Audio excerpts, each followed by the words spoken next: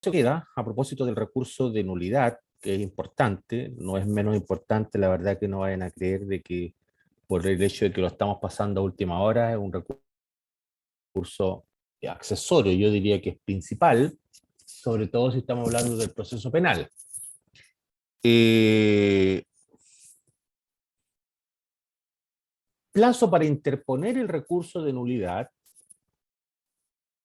es de 10 días. 10 días corridos, ¿ya? Todos los plazos son de días corridos. Por ende, no podemos hablar de días hábiles, sino que de días corridos. Eso significa que se cuentan los días festivos y los días domingo, ¿ya? Como hoy día estamos en presencia de una tramitación electrónica, entonces la verdad que si el plazo cae en día domingo, el último día del plazo, si bien es cierto la norma no se ha modificado en el sentido de que será posible deducir el recurso al día siguiente. La verdad es que ya esa norma probablemente ya prontamente va a caer en desuso y probablemente hasta va a ser yo, en mi mente ya tendría los 10 días corridos y en ese contexto entonces trabajaría para no pensar que tengo un día más, me cae el último día del plazo, un día domingo. Dicho esto, entonces viene ahora la otra parte que tiene que ver también con una cuestión de formalidad y relación en cuanto a la manera en que se va a interponer el recurso. Y el recurso, en cuanto a la manera en que se va a interponer, está descrito en el artículo 378, ¿ya? El artículo 378, ¿qué es lo que nos dice? Primero que todo, que el recurso tiene que ser por escrito. Esto no es menor, porque ustedes saben de que en materia de proceso penal, al menos, más aún de juicio oral, la regla general es la oralidad y no la escrituración. Entonces, nuevamente nos encontramos con algunas excepciones. Precisamente, yo diría de una u otra manera, los escritos principales, ¿no? Y dicen relación, por ejemplo, con la formalización, que con la formalización yo diría con la acusación, porque la formalización tiene que plantearse ante el juez de garantía propiamente tal. Los escritos principales son en este caso la acusación, la demanda de ser interpuesta, también tiene que ser por escrito, y ahora nos encontramos con y la sentencia igual, más allá que el veredicto, que es la decisión si es culpable o inocente, se hace de manera verbal, pero la sentencia tiene que estar de manera escrita. Y el recurso también tiene que ser redactado en forma escrita. ¿Ya? Dicho eso, el artículo 378 dice, siguiendo un poco con lo que ya habíamos visto a propósito del recurso de casación, es que el recurso debe contener los fundamentos en que se apoya, en la nulidad y por cierto también las peticiones concretas. Y acá viene algo nuevo que probablemente es distinto a lo que ocurre con la casación en la forma o en el fondo, porque acá sí elegir las causales interpuestas exige que tiene que aclararse a propósito de las causales mismas que han sido deducidas, invocan de manera conjunta o de manera subsidiaria. Por ejemplo, si yo estoy invocando una causal relacionada con un vicio de procedimiento, por cierto, esa será la causal principal. y se invoca al mismo tiempo una causal relacionada con un vicio incurrido en el fallo mismo del sentenciador o de los sentenciadores, entonces ese vicio que se encontraría sentencia misma necesariamente tiene que ir deducido de manera subsidiaria. ¿Me entienden? Porque de una u otra manera, lo principal será primero atacar el vicio de procedimiento. De lo contrario, si yo recurro primero con respecto al vicio del fallo y en subsidio con respecto al vicio del procedimiento, la verdad sería ilógico y lo más probable es que ese recurso no prospere. No prospere, así de sencillo. ¿Ah? Quería hacer una aclaración a propósito de la lectura del 378. La verdad que son dos aclaraciones para que por favor lo pongan ahí en sus apuntes a propósito de la clase de ayer. La letra B del artículo 373, si por regla general debe ser conocida esa causal por la Corte de Apelaciones respectiva, hay texto expreso respecto a situaciones excepcionales en donde deberá conocer la Corte Suprema. Me estoy refiriendo a la denuncia de errores de derecho que influyen sustancialmente en los dispositivos del fallo. Y claro, si uno lee el 378, se remite a su vez al 376. Y efectivamente, ¿qué es lo que nos dice?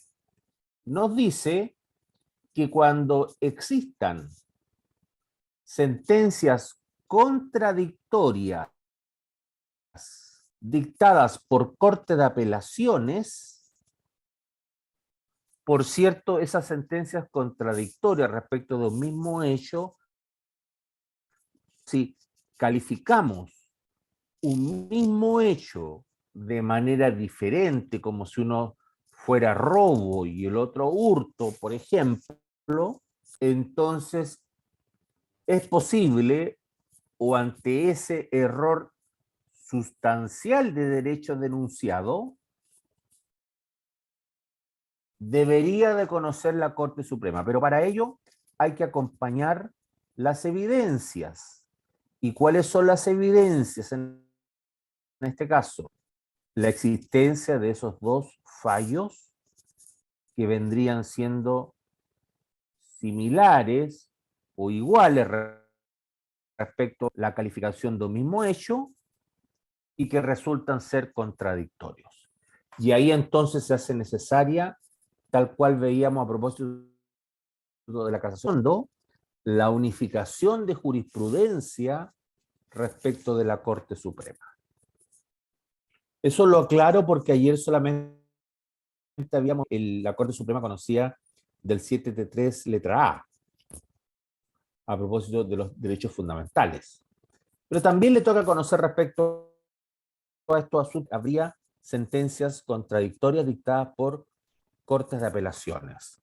Pero para aquello, por cierto, el recurrente tiene que acompañar la sentencia y por cierto esas sentencias tienen que ser calificantes de un mismo hecho.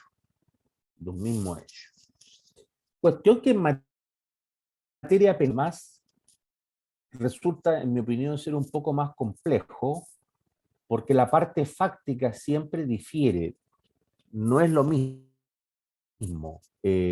Sinceramente, se los digo, es mucho más complejo identificar la parte fáctica que, por ejemplo, un acto jurídico, un contrato con respecto a otro. Si de una manera en materia civil, por ejemplo, interpretaron un contrato de una manera y el otro contrato lo interpretaron de otra forma, la verdad que ahí ya, en mi opinión, un poco más fácil poder llegar a esta unificación de jurisprudencia, ¿ya? De ahí que en materia penal, en mi opinión, es más complejo, un poco más difícil. Pero ante esa situación conoce la Corte Suprema. Y el otro alcance que quería hacer, que en este caso aparece ahora, eh, aparece ahora en el artículo 379,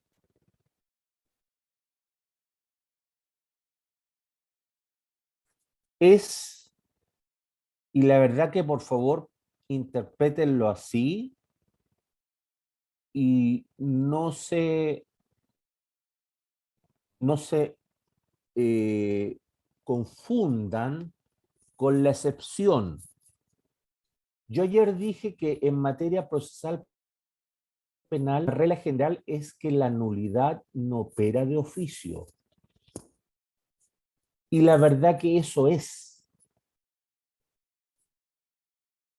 Pero, como existen excepciones, y así tienen que colocarlo como excepción y no como regla general, efectivamente el artículo 79 establece una excepción a propósito de la nulidad de oficio. Y si uno lee el TV, dice la norma en su inciso segundo del 379 que en este caso podrá de oficio la Corte, en este caso estamos hablando de la Corte, nunca la Corte Suprema, podrá de oficio la Corte anular el fallo si se hubiera invocado una causal distinta en la medida, y acá viene la excepcionalidad y un poco yo restricción ya, ¿no es verdad? Que el vicio que se va a declarar de oficio diga relación con una de las causales del artículo 374. O sea, motivos absolutos de nulidad. Solamente cuando estemos en presencia de motivos absolutos de nulidad, la Corte de Apelaciones respectiva, en este caso, podrá invalidar de oficio. Sinceramente les digo, es una excepción bastante especial que no creo que sea conveniente que ustedes se queden con esa idea que el recurso de nulidad también opera de oficio. ¿Ya? Por materia penal en general, en materia procesal penal en general, eh, está total y absolutamente restringido la posibilidad de que los tribunales actúen de oficio. Precisamente porque el actuar de oficio acarrea una suerte de intervención del juez en el proceso que podría hacer perder su neutralidad, podría su imparcialidad. Entonces, aquello tiene que entenderse en su justa dimensión y teniendo presente que además eh, además esta, esta causal que se puede invocar de oficio debe ser a favor del imputado, porque ayer veíamos que en materia procesal penal, a propósito del recurso de nulidad, la perjuicio no opera. Me explico, yo ayer le decía que si el imputado recurría de nulidad y resulta que el recurso era rechazado, supongamos que la causal era la causal del artículo 373, letra B. Un error sustancial o un error de derecho que ha influido solamente en los dispositivos del fallo. En otras palabras, se calificó erradamente un hecho respecto a una conducta descrita en el Código Penal. Pero acontece que la Corte, al momento de conocer y de rechazar el recurso de nulidad, se percata que no tan solo SAL está mal invocada porque no corresponde, sino que además los sentenciadores tienen un error al calificar la pena asignada al hecho cometido, o la pena que se debía asignar al delito cometido. Entonces, en esa circunstancia, a lo más que fallo, pero no podrá variarse la pena impuesta en contra del imputado. En cambio, cuando vemos el 378 y lo leemos en el inciso segundo, nos damos cuenta que sí es posible la Corte, a propósito de cualquiera de las causales del 374, o sea, motivos absolutos de nulidad, excepcionalmente a favor del imputado, podría decir, ¿sabe qué? Acá existe una causal de nulidad no invocada y yo voy a invalidar. Podría ocurrir aquello. No es la regla general, vuelvo a insistir, ni tampoco es, yo diría,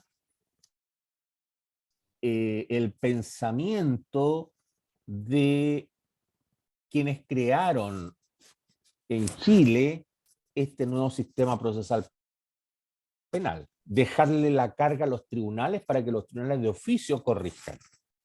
Porque eso no es realmente lo que se aplica hoy día en el sistema acusatorio, sino son las partes las que tienen que alegar sus derechos. Esa es la idea que me interesa que les quede a ustedes. ¿Ya? En cuanto a los efectos del recurso de nulidad, al igual como ocurría en materia de casación, la interposición del recurso no sucede la ejecución del fallo, con la excepción, y es de toda lógica, que esté de una sentencia condenatoria penal. Solamente en ese caso podría o debe suspenderse, mejor dicho, los efectos de ese, ¿ya? Supongamos que la persona se encuentra en libertad y debe entrar a cumplir, según el del Tribunal Oral en lo Penal, debe entrar a cumplir una pena privativa de libertad. Ese fallo quedará pendiente hasta que si hay recursos de nulidad, por cierto, hasta que se conozca y se falle ese recurso de nulidad. Solo a partir de ese momento, o el cúmplase por el Tribunal de Garantía, en este caso,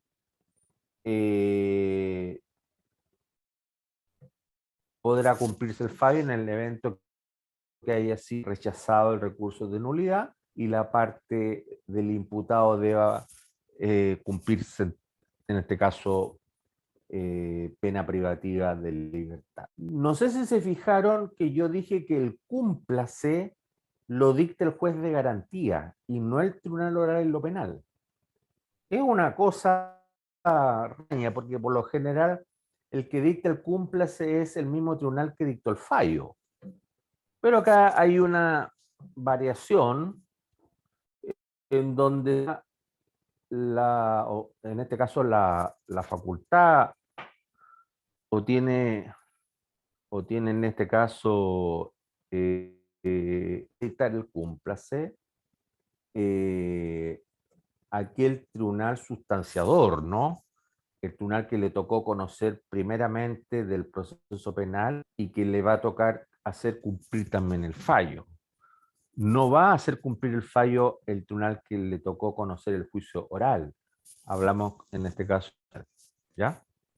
Eso se lo indico como una cuestión necesaria que ustedes tienen que saber. ¿Ah? Por ejemplo, en materia procesal penal, ustedes tienen que decir el juzgado o el juez de garantía.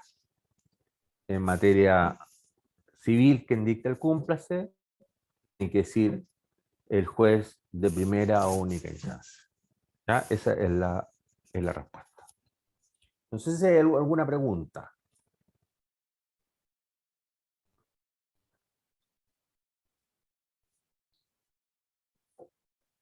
Me imagino que saben lo que es el cúmplice, ¿no?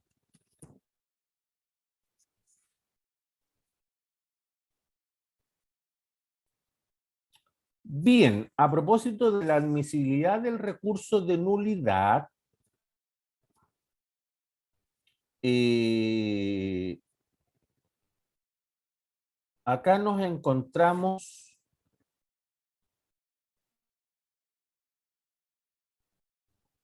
con un requisito o con requisitos que son muy similares, yo diría, a la casación. Y subyace, si bien es cierto, no lo señala directamente el artículo 380 del Código Procesal Penal, pero subyace la idea que el recurso tiene que estar patrocinado por un abogado. Ya sabemos que todos los fiscales son abogados y ya sabemos que todos los defensores son abogados. ¿Por qué? Porque en materia procesal penal y en general en todos los juicios orales, solo es posible que intervengan abogados y no habilitados de derecho, como ejemplo los alumnos de tercer año en adelante, los egresados de derecho e inclusive los alumnos en práctica. Los alumnos en práctica no pueden intervenir. Excepcionalmente lo pueden hacer en materia de familia, pero por ejemplo en materia laboral, ¿me entienden? Entonces, acá no olvidemos que el recurso tiene que ser deducido por un abogado. Y yo agregaría el patrocinio también, porque en definitiva eso indica que ese recurso fue redactado por qué día. Pero en cuanto a la inadmisibilidad propiamente tal, que en este caso eh, señala, alude a que la resolución de aquellas que fuera posible de impugnar por la vía de la nulidad para declarar la inadmisibilidad. Y ustedes me preguntarán, ¿cuál será la resolución de impugnar la nulidad? Bueno, la regla general es la sentencia definitiva. Una sola sentencia definitiva no va a ser impugnada por el aviso de nulidad, porque la propia ley se encargó de señalarle otro recurso, que es la sentencia definitiva dictada a propósito del abreviado. Ahí opera el recurso de apelación. ¿Y por qué opera el recurso de apelación? Porque no hubo discusión. ¿Ya? Otro tema es lo que personalmente yo opine respecto de el predicado inmediato y el procedimiento monitorio, en donde tampoco hubo discusión de hechos porque no hubo prueba finalmente. Y en esos dos casos, la verdad que también debería ser posible la apelación, porque no hubo hechos probados. Pero el legislador dijo otra cosa, dijo que en esos casos que le acabo de señalar, también corresponde el recurso de nulidad. Y la otra observación que hago de inmediato, a propósito de esos, de los tres casos, del procedimiento abreviado, del procedimiento simplificado inmediato y del procedimiento monitorio, es la aplicación o no de la convicción. En mi opinión, el estándar de convicción tiene una relación directa con la prueba. Luego que el tribunal ha valorado la prueba, aplica el estándar de convicción. Pero en este caso el tribunal no pudo haber valorado la prueba porque la prueba no se desarrolló. Lo que valora son antecedentes. Y a la luz de los antecedentes, la verdad que la convicción, en mi opinión, pierde legitimidad. Pero eso es otra materia. Solamente lo pongo como observación. ¿Ya? No sé si me logran entender a propósito de lo que estoy señalando. El estándar de convicción está relacionado directamente con la prueba producida. No es lo mismo que valoración de la prueba, pero sí está relacionado con la prueba producida efectivamente. ¿Entienden? A propósito de un juicio oral propiamente tal. Pero bueno, eso es otra cosa. Tampoco la idea mía es confundirlos a ustedes. Quería que alguien, por favor, me leyese el artículo 383 del procesal penal. ¿Algún voluntario o voluntaria? Javiera puede ser, a ver, que me leyó el día de ayer. U otro voluntario o voluntaria que lo desee.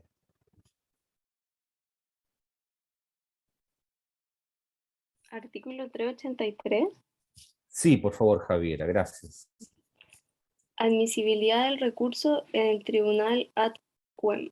Transcurrido el plazo del artículo anterior, el tribunal ad quem se pronunciará en cuenta acerca de la admisibilidad del recurso. Lo declarará inadmisible si concurrieren las razones contempladas en el artículo 380. Ya. El artículo 380 son los fundamentos o los causales cuales acabo de aludir, o sea, a la resolución recurrida y al plazo debió de obedecerse, en este caso, ¿no? Esos son los dos requisitos que alude el 380. Leo la parte del 380. La inadmisibilidad solo podrá fundarse en haberse deducido el recurso en contra de resolución que no fuera impugnable por este medio o en haberse deducido fuera de plazo. Eso es lo que dice el 380. ¿Ya? Sigamos, por favor, con el 380. Por favor. El escrito de interposición careciere de fundamentos de hecho y de derecho o de peticiones concretas. Curso no se hubiere preparado oportunamente. Ya. Si se fijan, al igual como sucedía en la casación, acá el tribunal ad quem, o sea, el tribunal ad quem, ¿quién es? Es el tribunal que le tocará conocer del recurso de nulidad. De apelaciones respectiva o la Corte Suprema. No lo dije ayer ni tampoco hoy día, pero ustedes comprenderán que acá, al igual que en la casación, intervienen uno ante el cual interpongo el recurso y otro que le tocará conocerlo y fallarlo. Al que le tocará conocerlo y fallarlo, ejercer los controles de admisibilidad que estamos señalando ahora. O sea, es un control de admisibilidad mucho más profundo, mucho más exhaustivo, más allá del plazo y va más allá si era la resolución recurrible o no por la vía de la nulidad. Ahora, lo que ese tribunal es si está fundado debidamente el recurso. Y además se agrega como control de admisibilidad algo que no, o la casación, porque ahora sí se establece como control de admisibilidad las circunstancias si fue, en este caso, nada o no el recurso de nulidad. ¿Me entienden? La preparación del recurso de nulidad en materia procesal penal es un requisito de, a diferencia de lo que ocurría en la casación, en la forma, en donde no era un requisito, sin perjuicio que podría igual quedar excluido, pero ya entrando a conocer del recurso mismo, o sea, no por la vía de la inadmisibilidad, según ocurre acá. Y lo otro importante, antes que siga su compañera leyendo, es que siempre los controles de admisibilidad son en cuenta, y ustedes ya saben lo que es la cuenta, a diferencia de la relación. La cuenta es una revisión privada en donde interviene el relator con los ministros, a diferencia de la relación que es la pública, en donde intervienen los abogados con sus alegatos, y también va a intervenir en este caso en materia civil, por ejemplo, pero es algo público, es algo más extenso. La cuenta es algo mucho más privado, es algo mucho más reducido, algo mucho más, digámoslo así, es un conocimiento, digámoslo así, más rápido tal vez, ¿no? No quiero decir un conocimiento más simple y sencillo, porque tal vez el tribunal también va a conocer en cuanto al fondo del problema, en algunos casos, en la cuenta. Conocimiento igual al de la relación como veíamos anteriormente.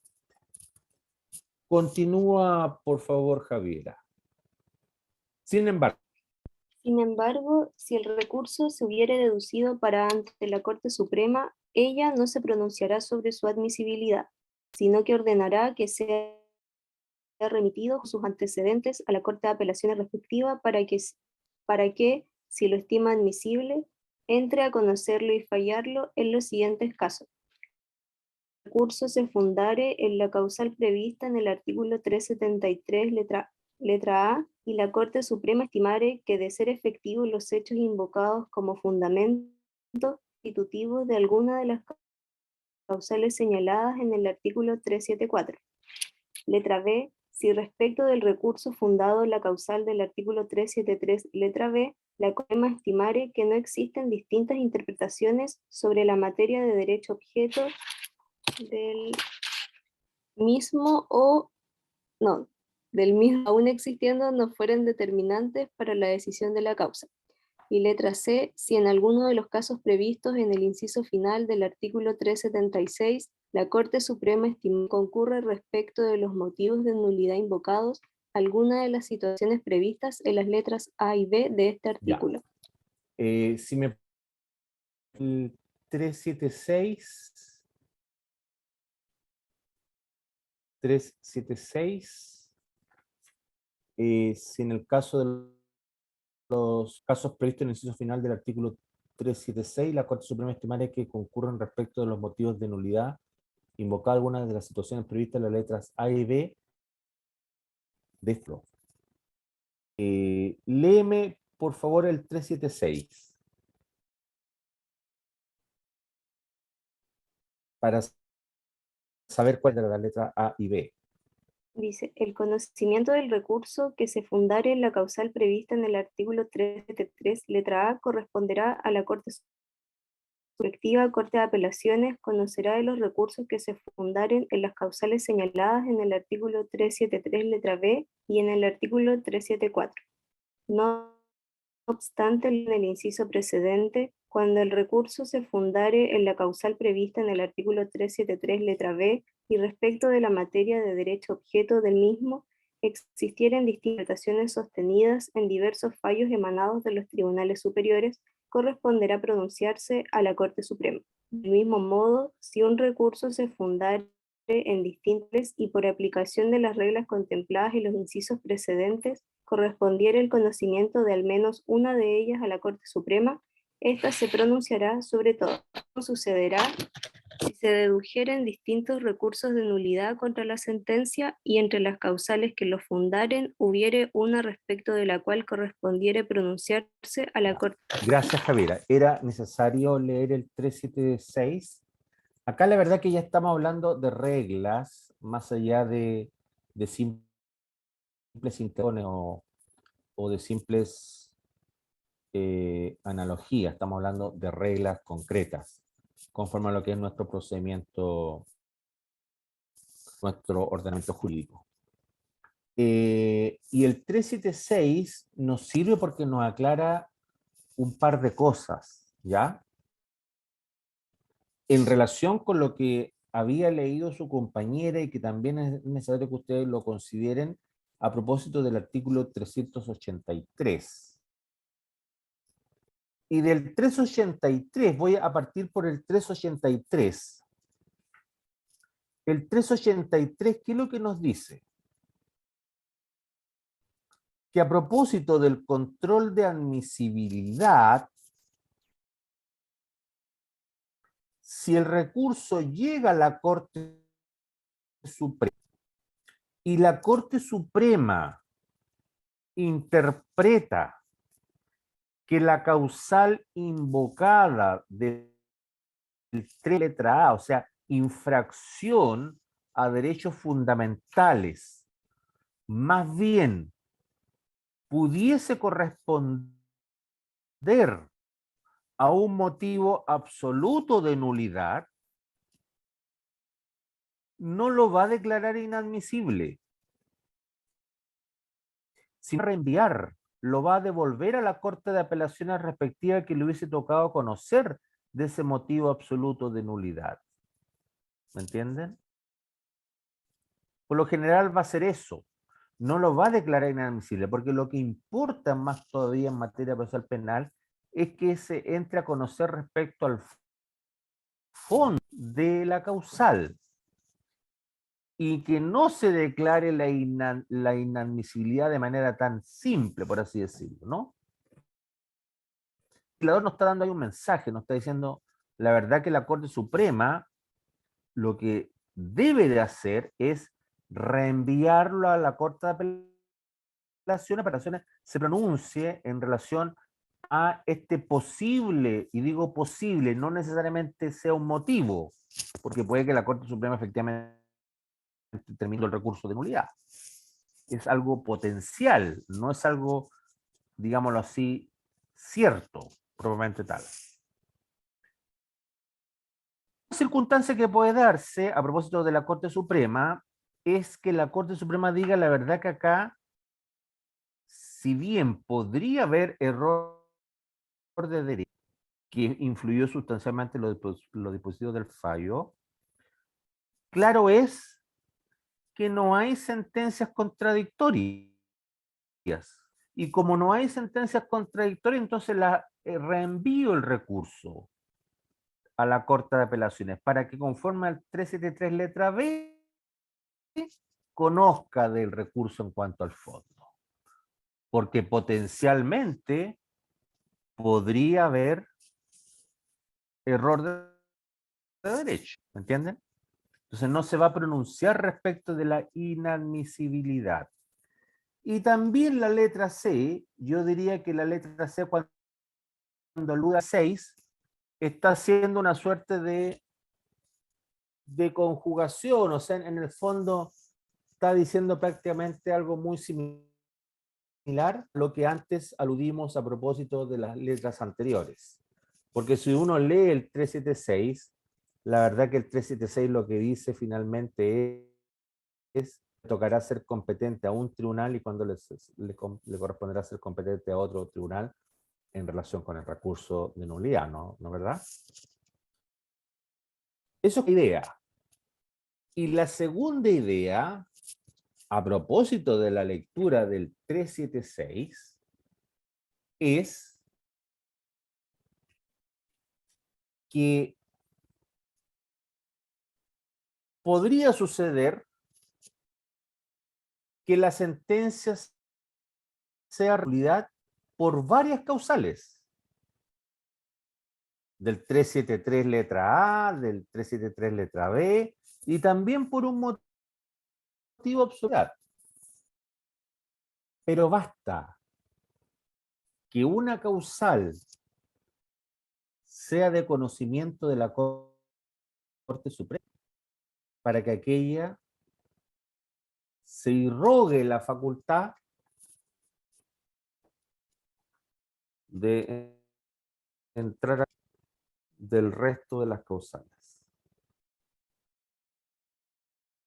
Basta que, en este caso, la Corte Suprema sea competente para conocer de una de las causales para que se extienda su competencia al resto de las. Entonces se produce un efecto extensivo en este caso, a propósito del recurso de nulidad en relación con las causales que le corresponderá conocer a la Corte Suprema. Cuestión que inicialmente no le correspondía, pero como va a conocer de una causal que tiene que ver con el 7373 y eventualmente el 373 letra B en relación con el 376, porque hay sentencias contradictorias, por ejemplo, hay motivos absolutos de nulidad, entonces la Corte Suprema deberá de entrar a conocer de todas las causales. ¿Ya? Esto que le acabo de decir son reglas. Acá no estamos hablando tanto de interpretación, estamos hablando de reglas. Y como estamos hablando de reglas, entonces yo les pido que por favor lean código. ¿Ya? No de memoria, pero léanse el código porque la verdad que le va a ser mucho más fácil hasta de comprender lo que yo le estoy señalando ahora. La idea, ¿cuál es? La idea es entender que la Corte queda marginada de conocer del recurso de nulidad, sino que le corresponderá conocer de cuestiones principales. Pero por una cuestión de plazo y de economía procesal, tiene que entrar a conocer de la otra. Bien.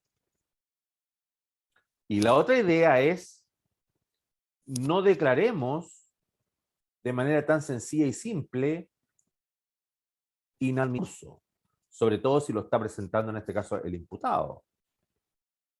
Dejemos que lo termine conociendo la Corte de Apelaciones respectiva, porque podría ser que estemos en presencia de un motivo absoluto de nulidad.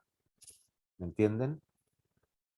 Y entonces, ahí, de una u otra forma, si bien es cierto, el, el juicio oral es una garantía para las partes, y en particular para el imputado, lo que quiso el legislador fue proteger más que todo al imputado de que no se declarara de manera tan simple o sencilla la inadmisibilidad, tal vez, ¿no? Y que si había la oportunidad de que un tribunal conociera respecto al fondo, a la Corte Suprema, porque la Corte Suprema dice la verdad que esto no me corresponde a mí, entonces lo va a devolver a la Corte de Apelaciones respectiva. Preguntas.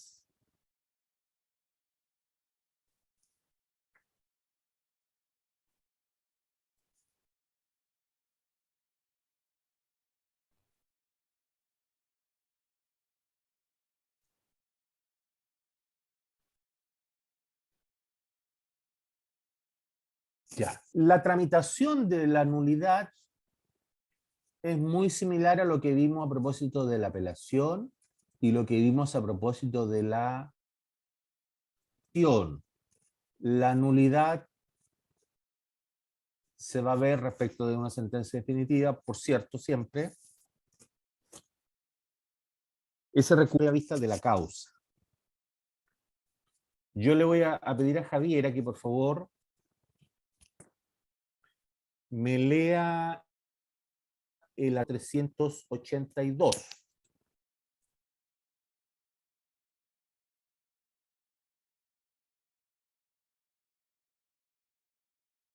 Actuaciones previas al conocimiento del recurso. Ingresado el recurso a la Corte, se abrirá un plazo de 5 días para que las demás partes solicitaren que se le declare inadmisible, se adhieren a él o le formularen observaciones por escrito.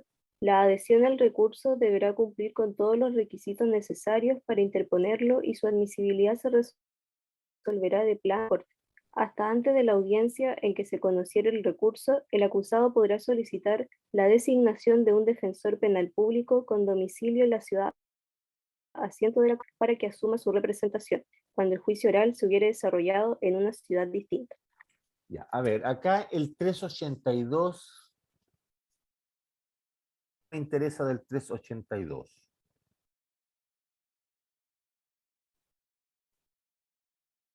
Que existe un plazo de 5 días.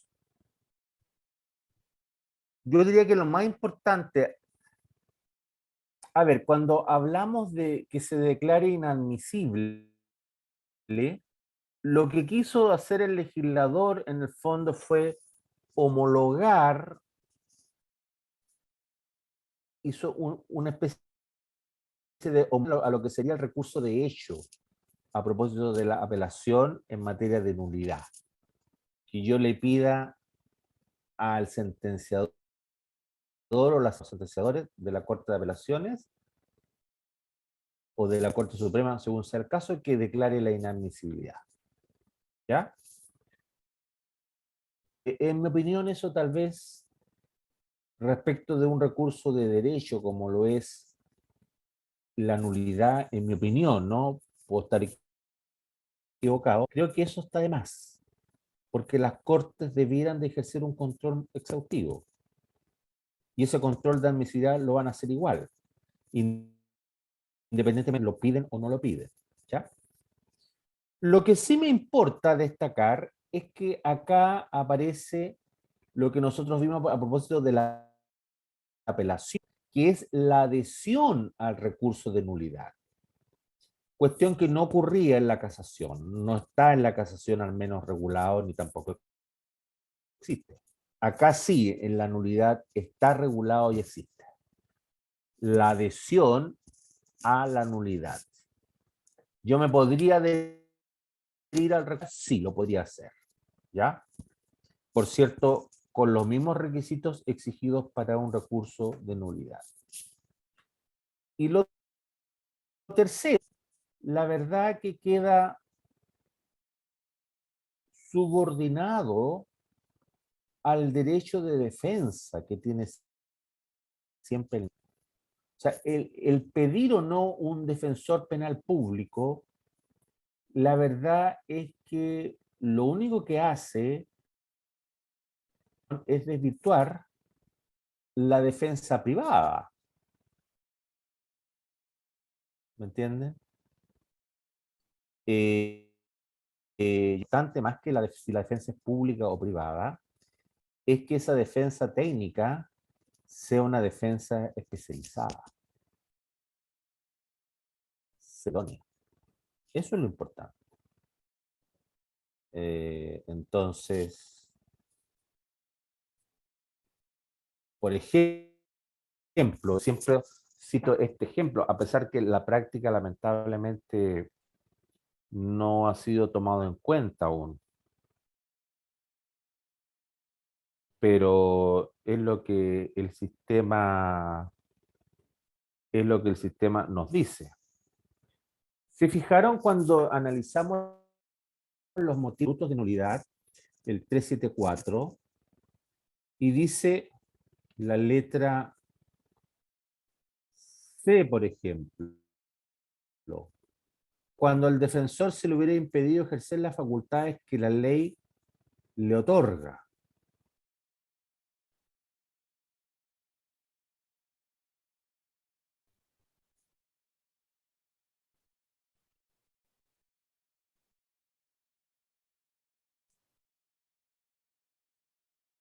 Que el defensor no se manifestó.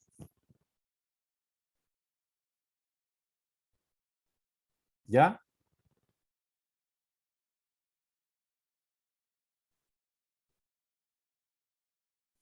No se manifestó.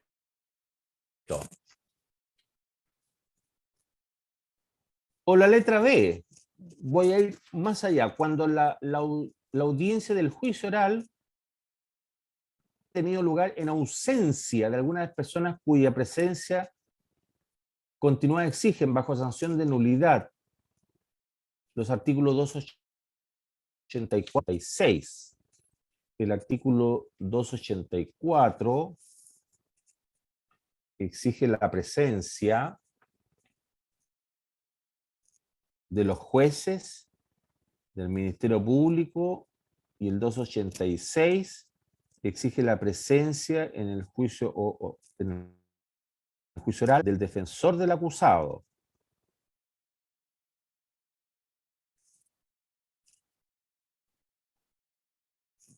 Me voy a quedar con el 6. La pregunta es, ¿qué ocurre si el defensor es inocente? Si el defensor pudo ejercer sus derechos, pero los ejerció mal, no los ejerció bien. ¿Acaso eso no va en desfavor del imputado? ¿Acaso eso no lo podríamos interpretar como una infracción a los derechos fundamentales del imputado, que entre otras cosas tiene derecho a una legítima defensa, ¿no es verdad?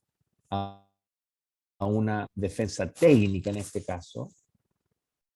Y entonces la pregunta que uno se hace es,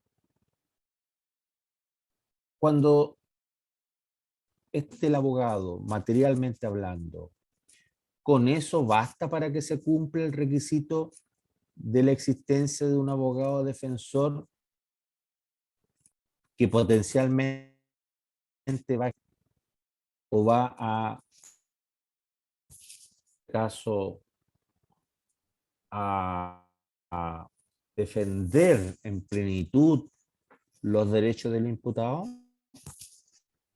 En mi opinión personal, no basta con la material del defensor, sea público o privado, ¿eh? Y es por eso que se justifica que no puede ser un estudiante de derecho, no puede ser un egresado de derecho, ni tampoco un alumno en práctica, sino que tiene que ser un abogado. Y además ser un abogado, dependiendo de el caso que le toque conocer, con experiencia. Porque el abogado le toca defender a una persona que potencialmente puede ser condenada a un presidio perpetuo calificado. ¿Bastará cualquier defensa ahí o tiene que ser una defensa muy calificada? ¿Qué piensan ustedes?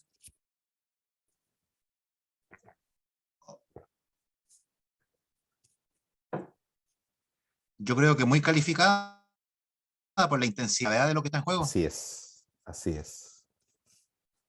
Eso es lo que en el fondo, lamentablemente, todavía nuestros tribunales no han entendido, porque pienso que sobre todo a nivel de Corte Suprema, con todo el respeto que me merecen los ministros, que son personas sabias,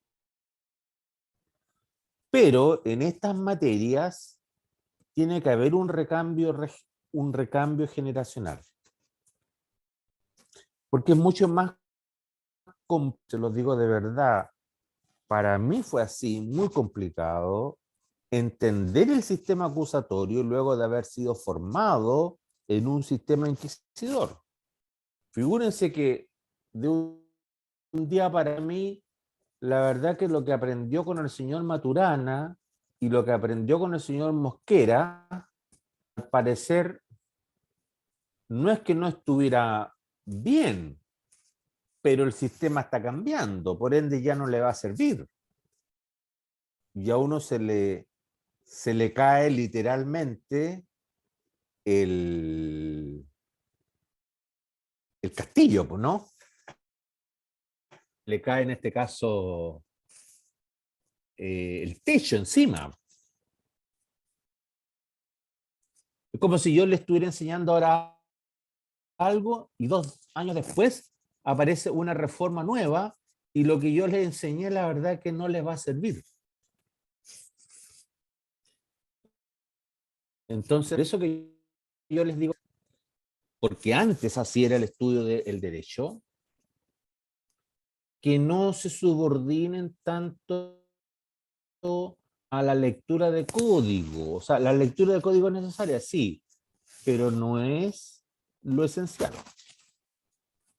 Lo esencial es lo que estamos conversando, entender el sistema, hacia dónde va el sistema, lo que pretende el sistema, ¿ya?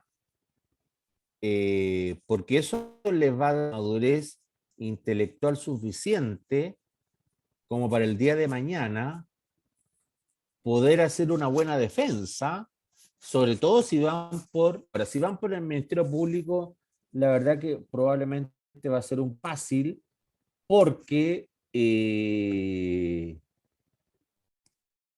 cultura tiende a, en este caso, ir a una interpretación tanto más rígida, un tanto más restrictiva a lo que es el artículo mismo, ¿me entienden? Pero bueno, al fin de cuentas, todos somos libres en cuanto a nuestras interpretaciones. Y lo en sí es saber argumentar, como yo le he dicho siempre. ¿Ah? No quiero con ello tampoco llevarlo a un precipicio a ustedes, pero creo que en este contexto, a propósito del análisis que estamos haciendo, de lo que es, a propósito de lo que estábamos hablando, de, en este caso, la defensa, ¿no?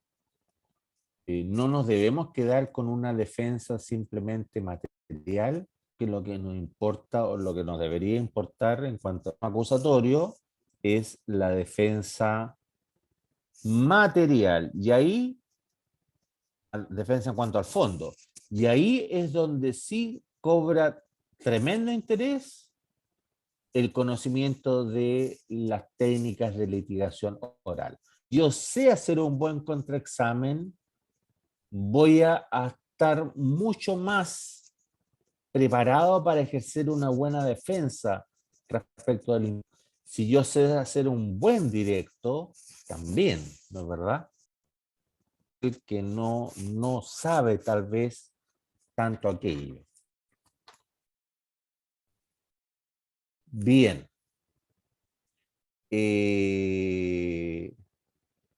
No sé si hay alguna pregunta al respecto.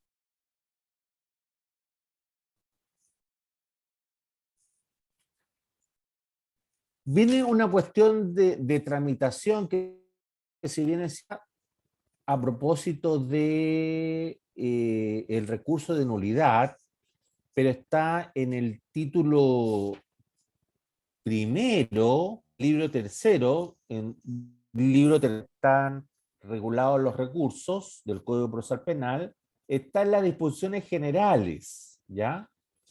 Nosotros una disposición que ustedes la tienen que volver a recordar, que es la del artículo 355, a propósito de los efectos de los recursos, ¿no? En materia procesal penal no se suspende el conocimiento del recurso, o sea, el conocimiento del fallo o la ejecución por la interposición de un recurso. Esa es la regla general, ¿ya?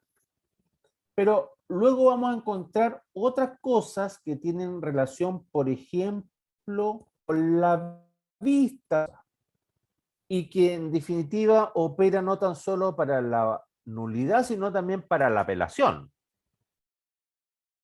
Voy a pedir a Javiera que por favor lea el artículo 358, porque con la lectura de los 58 nos vamos a dar cuenta de la importancia que tiene en materia procesal penal la comparecencia.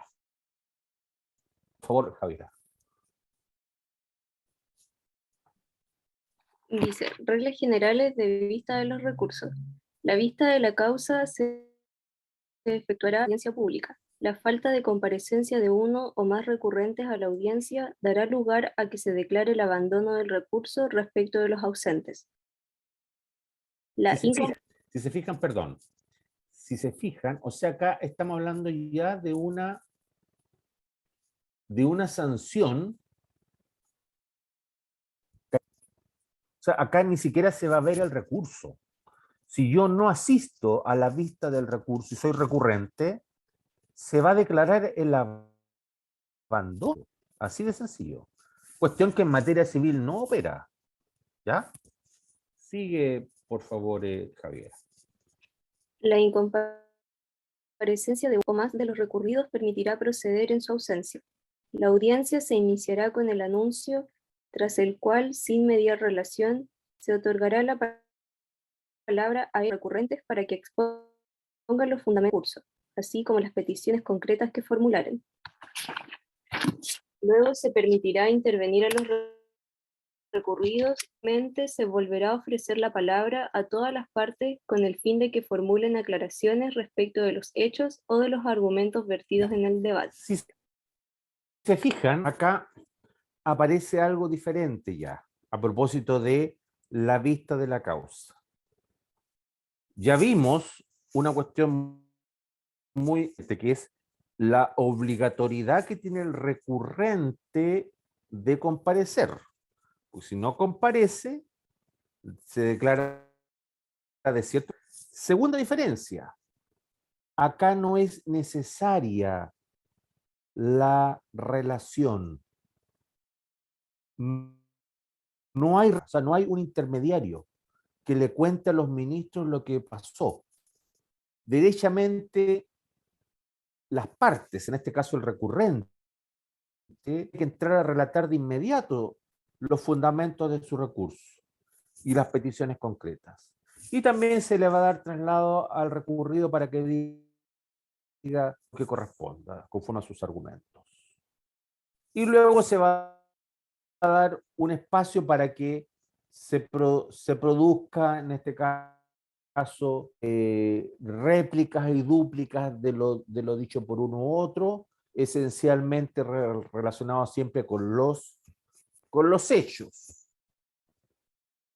Claro, es una cuestión media extraña, porque no olvidemos que el recurso es de derecho, no es fáctico. Entonces, la verdad que yo, si replico respecto de la contraria, debiera replicar no respecto a cómo está dictando la ley, sino que debiera replicar en cuanto a cómo ocurrieron los hechos que está señalando, por ejemplo. Pero bueno, eso es lo que era finalmente en esta vista de la causa, que es diferente a lo que ocurre en materia civil. Sigue, por favor. En cualquier momento del debate, cualquier miembro del tribunal podrá formular preguntas a los representantes de las partes o pedirles que profundicen su argumento o la refieran a algún aspecto específico de la cuestión debatida. Concluido el debate. Esto que aparece acá la verdad que en la práctica, en materia civil, para que no se sorprendan, ¿no? Algunos ministros acostumbran a hacerlo. Y en mi opinión es bueno, porque es distinto alegar ante una corte que solamente escucha que alegar ante una corte que no tan solo escucha, sino también pregunta. Aunque sea, les digo sinceramente, a lo mejor un tanto más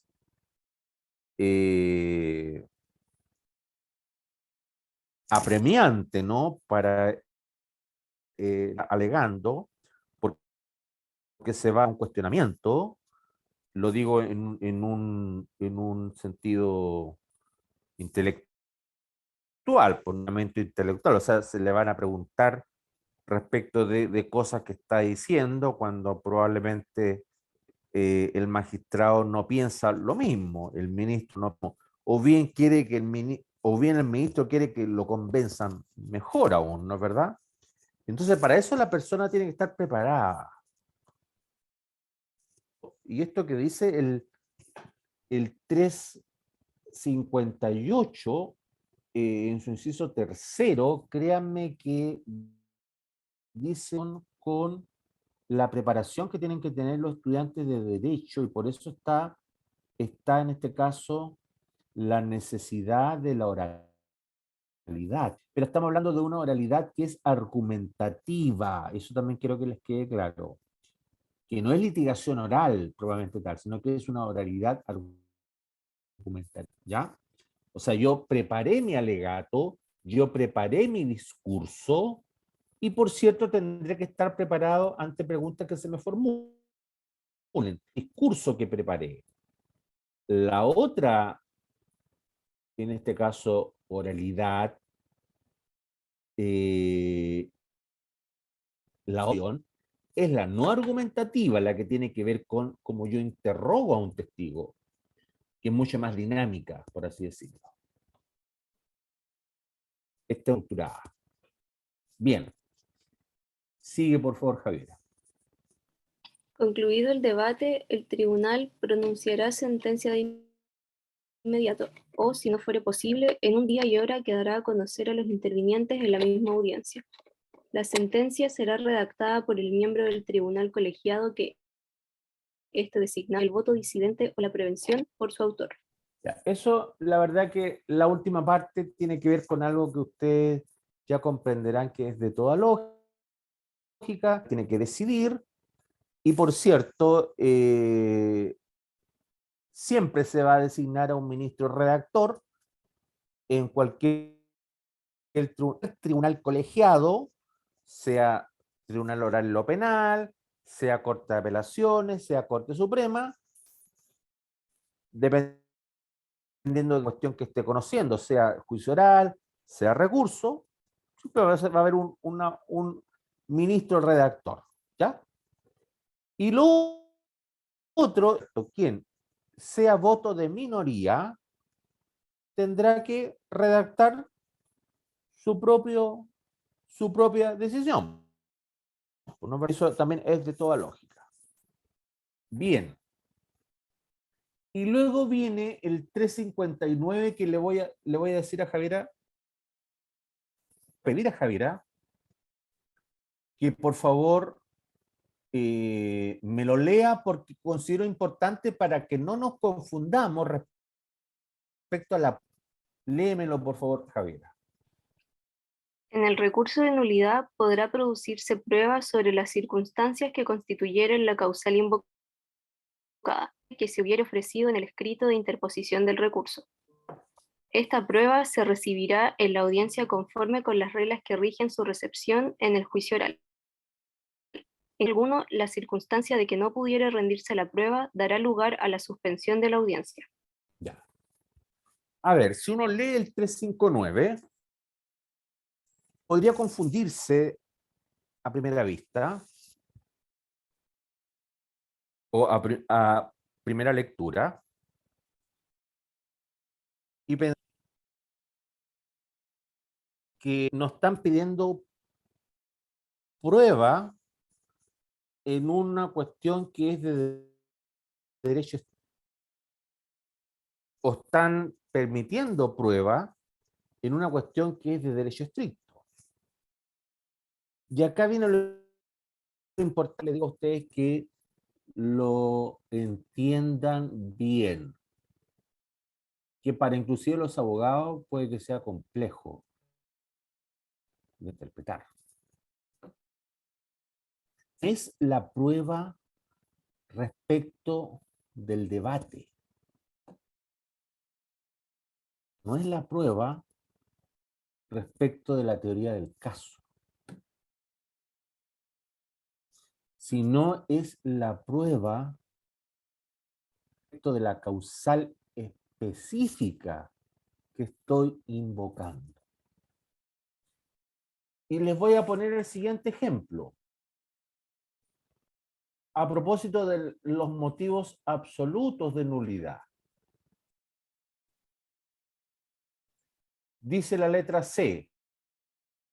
Cuando al defensor se le hubiere impedido ejercer las facultades que la ley le otorga.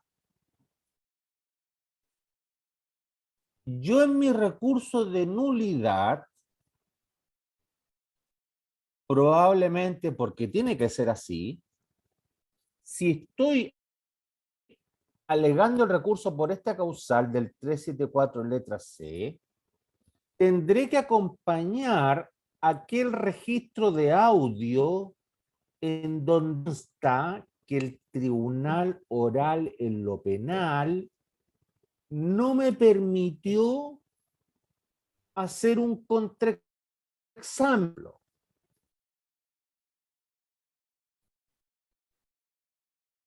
O no me permitió hacer un alegato de clausura. Eso es lo que yo tengo que probar específicamente. La causal. No tengo que entrar a probar puntualmente los hechos.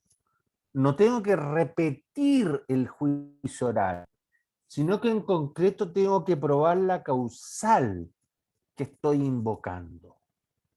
Y ese registro de audio lo tendré que ofrecer para cuando yo esté alegando el recurso, le pida a los ministros que por favor el audio en el cual el tribunal en concreto me impidió otro examen. Y con eso, obviamente, con ese contraexamen que me impide hacer, estaría técnicamente hablando infringiendo un derecho de la defensa, un motivo de absolutidad. O sea, el perjuicio está en la misma causal misma, ¿eh? No es necesario alegar el perjuicio. Esto, por favor, quiero que lo comprendan, porque no es que yo vaya a probar los hechos, sino que yo tengo que probar la causal. Es distinto a cuando yo les decía a propósito de la casación en el fondo de las reglas de casación de la prueba. Eso es otra cosa. Ahí puedo llegar a los hechos, pero por vía indirecta, es otra cosa, ¿ya? Acá lo que se me está pidiendo, pruebe la causal. ¿Entienden? La causal. Me gustaría que alguien me dijera si entendieron bien o hay dudas, porque si hay dudas es ahora el momento que me digan, por favor, que no comprendieron. Esto es muy importante.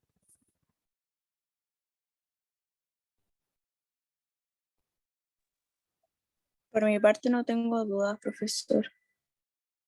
Gabriela, ¿se entendió bien? ¿Sí? O sea, no tenemos que ir a los hechos entonces, sino solamente a la causal específica. respaldo será siempre el registro de audio. Ahora, el registro de audio, para que ustedes sepan, uno lo pide y va a estar siempre, dependiendo que declaró, va a estar perfectamente identificado ese registro, ¿ya? No es que yo me tenga que todo el juicio y específicamente pedirle en ese ratito que se corte la grabación y que en el fondo, o yo materialmente hacer aquello, no.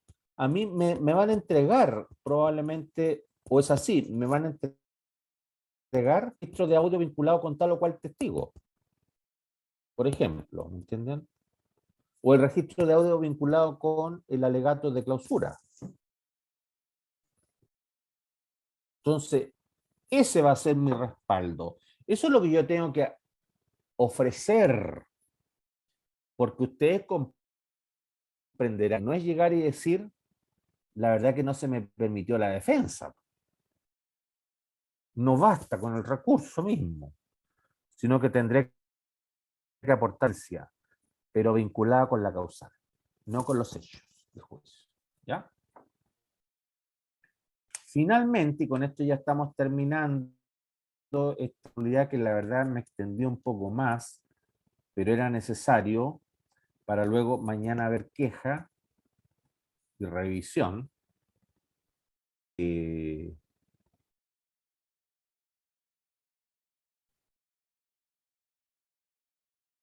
Le voy a pedir rápidamente a Javiera que me lea el artículo 384.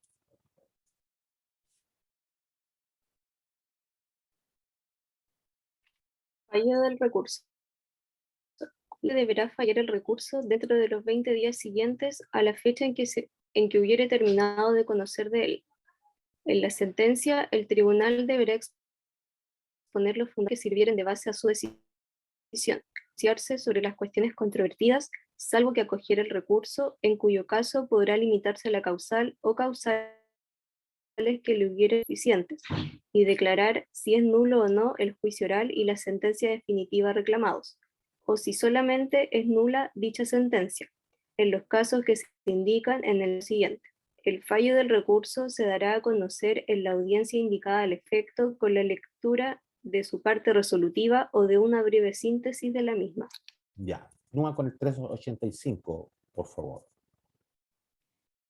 La Corte podrá invalidar solo la sentencia y dictar sin nueva audiencia, pero separada, sentencia de reemplazo que se conformare a la ley, si la causal de nulidad no se refiriere a formalidades del juicio ni a los hechos y circunstancias que se hubieren dado por probados. No se debiere a que el fallo hubiere calificado de delito un hecho que la ley no considerare tal, aplicado una pena cuando no procediere a aplicar pena alguna, o impuesto una a la que legalmente correspondiera. Si se fijan, el 385, cuando alude a la invalidación de la sentencia y no del juicio oral, se refiere a dos cosas. Lo primero, aquello vinculado obviamente con la verificación de los hechos, si son o no delitos. Y segundo, en el evento que se en cuanto a la calificación de la pena. Y obviamente, en ambos casos, la acción va a ser siempre a favor del imputado, no en contra. Si fue el imputado el que recurrió, ¿verdad? No puede ser una interpretación en contra del imputado. A eso es lo que apuntan. Ahora, si quien recurre al Ministerio Público, ahí por cierto cambia la figura, porque podría ser que la calificación jurídica sea diferente y aplicable sea mayor a la que le correspondía inicialmente, pero es porque recurrió al Ministerio Público. ¿Me captan? Entonces, lo que quiero que a propósito de la invalidación de la sentencia definitiva, primero que todo, y no del juicio oral, es que se va a referir ya sea calificación de los hechos y a la calificación eventual de la pena. Y si solo recurrió el hijo, esa pena siempre tiene que ser menor, no puede ser mayor. ¿Ya? Eso, gracias. Sigue nomás por Javier. La sentencia de reemplazo reproducirá las consideraciones de hecho, los fundamentos de derecho y las decisiones de la resolución anulada, que no se refieran a los puntos que hubieran sido objeto del recurso o que fueran incompatibles con la resolución recaída en él, tal como se hubieran dado por establecidos en el... O sea, seguimos hablando de una sentencia de reemplazo. ¿Qué significa una sentencia de reemplazo? Significa una sentencia nueva. La confundan con la sentencia revocatoria a propósito de una apelación. Porque la sentencia revocatoria a propósito de una apelación lo que hace es mantener el fallo recurrido, mantener en este caso algunos considerandos y cambiar otros, pero es la misma sentencia. No es una sentencia, y por eso se habla de una sentencia de segunda instancia, ya sea confirmatoria o revocatoria. ¿Me entienden? A diferencia de esto otro que es una sentencia de reemplazo, o sea, es una sentencia, la gran diferencia de los recursos que son de nulidad, como eran los recursos de casación en materia civil, de recursos de nulidad en materia penal, versus el recurso de apelación, que es un recurso de enmienda, según veíamos en su momento. Bien. Y por favor, Javiera, léeme el 386. Salvo en los casos mencionados en el artículo 385, si la quiere el recurso anulará. Si la Corte acogiere el recurso, anulará la sentencia y el juicio oral. Determinará el estado en que hubiere de quedar el procedimiento y ordenará la remisión de estos al tribunal no inhabilitado que correspondiere, para que éste disponga en la realización de un nuevo juicio oral. No será obstáculo para que se ordene efectuar un nuevo juicio oral, circunstancia de haberse dado lugar al recurso por un vicio o defecto cometido en el pronunciamiento mismo de la sentencia. Claro. En definitiva, acá lo que nos dice el legislador es lo mismo que yo le señalaba a propósito de la extensión de la invalidación del juicio oral. Y cuidado, porque acá no nos están diciendo que vamos a regresar a la etapa de investigación. No nos están diciendo que vamos a regresar a la etapa intermedia. Si que nos están diciendo, volvamos a un nuevo juicio oral. Y ese volvamos a un nuevo juicio oral, por cierto, es con un tribunal no inhabilitado, porque el que dictó el fallo ya está inhabilitado, por cierto. Y volvamos a ese nuevo juicio oral con la prueba pertinente. ¿Y por qué dice que no será obstáculo el recurso por un vicio de efecto con pronunciamiento mismo de la sentencia? Claro, tal vez no es muy común, porque lo más probable es que cuando el vicio ocurre en el mismo pronunciamiento de la sentencia, entonces bastará la sentencia de reemplazo, ¿no? Pero podría suceder que el tribunal de nulidad, en este caso la Corte de Apelación o la Corte Suprema, entendiera que es necesario un nuevo juicio oral, no obstante existir el vicio tan solo en el fallo mismo. Podría suceder. ¿Ya? Pero por cierto, eso tendrá que ver necesariamente, en mi opinión, en mi concepto, que esa falta de fundamento, por ejemplo, se relaciona con una cuestión producida en el juicio. Porque ese fundamento, la lógica a mí me indica que tendré que dictar sentencias de reemplazo y nada más. Pero si esa falta de fundamento se refiere a una cuestión relacionada con la prueba, a cómo se apreció la prueba, y yo no vi los hechos, no vi la prueba, entonces tendremos que regresar atrás. ¿Ya? Y finalmente, con esto ya estamos terminando, atención a lo que dice el 387, porque el 387 nos va a dar la pauta y nos va a vincular el recurso de nulidad con el recurso de mover mañana. ¿Qué es lo que nos dice el 387, por favor, Javiera? La resolución que fallare un recurso de nulidad no será susceptible de recurso alguno, sin perjuicio de la revisión de la sentencia condenatoria firme de que se trata en este código. Tampoco será susceptible de recurso alguno la sentencia que se dictare en juicio que se realizare como consecuencia de la resolución que hubiera acogido el recurso de nulidad.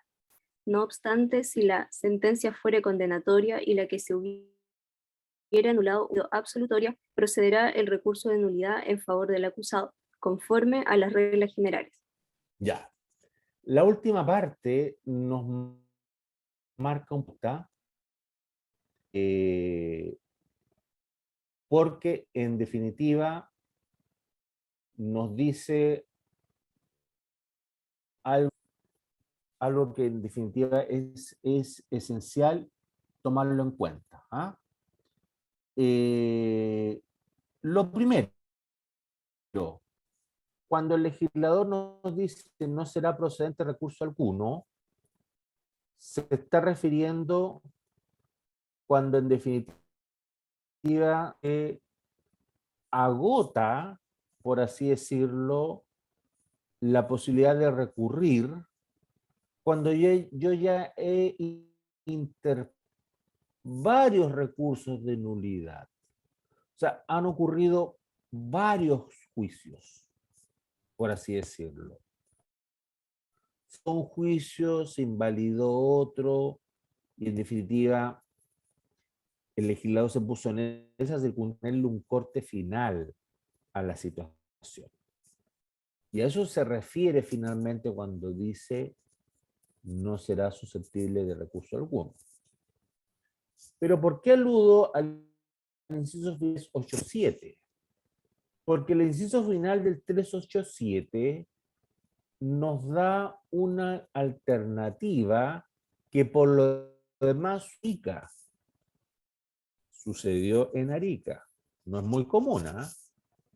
En donde ocurrieron 3 juicios orales respecto a un imputado.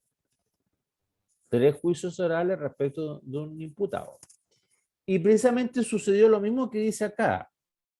La sentencia fuera condenatoria y la que se anuló hubiese sido absolutoria. Claro.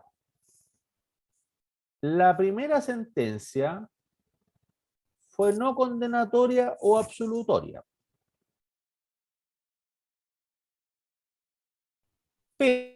Pero al tribunal que le tocó conocer del recurso de nulidad, determinó que el juicio era nulo, porque habían vicios. La segunda sentencia resultó ser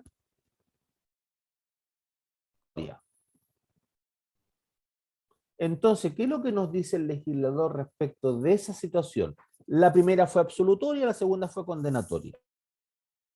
En ese caso en concreto, según lo dice expresamente el legislador, procederá de nulidad en favor del acusado. Y ustedes me comprenderán por qué se le permite al acusado excepcionalmente el recurso de nulidad en ese caso, puntualmente. Claro, se le permitió anteriormente una sentencia no condenatoria, una sentencia absolutoria, que fue lo que pasó acá en Arica, y hubo un tercer juicio oral, ¿entienden? De un funcionario público que fue a juicio oral, finalmente fue absuelto en el tercer juicio, pero gracias a lo que dice el 387.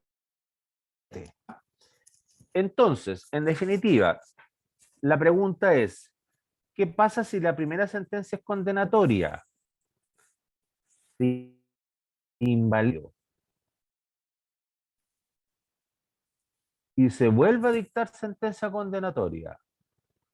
En ese caso no procede el recurso. Y para esos en los cuales se dice que no sería procedente recurso alguno, es que se ha integrado que sería procedente el recurso de queja, que vamos a ver mañana. O sea, hubieron dos sentencias condenatorias. Bien, hubieron dos sentencias absolutorias. La primera es absolutoria y la segunda también es absolutoria. Procede por tercera vez la nulidad. Y como la nulidad, entonces, se ha interpretado que sería procedente el recurso de queja, aunque el legislador dice que no sería procedente recurso alguno, se ha interpretado que sería procedente el recurso de queja, y ha sido, y lo ha fallado la Corte Suprema. En algunos casos lo ha fallado, en otros casos lo ha declarado inadmisible. Pero cuando efectivamente existe falta o abuso, ha entrado a conocer del recurso mismo, entendiendo que más allá de la inadmisibilidad del recurso, cuestión que no es muy común por lo demás, que opere, que se acoja al recurso de queja, lo que finalmente va a importar por parte de la sociedad y por parte del Poder Judicial principalmente, va a ser, más que se imparta justicia, yo diría que se interprete la norma. O sea, que se le dé certeza a la sociedad que se está interpretando correctamente. Probablemente sea una frase cliché lo que estoy diciendo, pero es algo no menor, porque en definitiva es la sociedad la que tiene que quedar cuenta de que la decisión de sus tribunales se acerca a lo que pensamos, a lo que creemos que es justo, o se acerca para los abogados a lo que pensamos o creemos que está más relacionado con la certeza. ¿Ya? Bien, vamos a quedar hasta acá. Yo les agradezco su presencia hasta ahora. Si tienen alguna duda con respecto a esto, si quieren me preguntan ahora. O si no, ya lo vemos mañana para ir cerrando el curso. Pero era necesario que viéramos esto a propósito del recurso de nulidad para entender también el propósito del recurso y comprender la vinculación que existe entre el recurso de nulidad y el recurso de queja, sobre todo la última parte que analizamos. No sé si hay alguna pregunta. ¿No? Ya, entonces nos estaríamos viendo, si Dios quiere, mañana a la misma hora, agradeciendo vuestra presencia y les pido me tengan paciencia, sobre todo con las pruebas. ¿Ah? Pero yo creo que van a aprobar todo de todas maneras.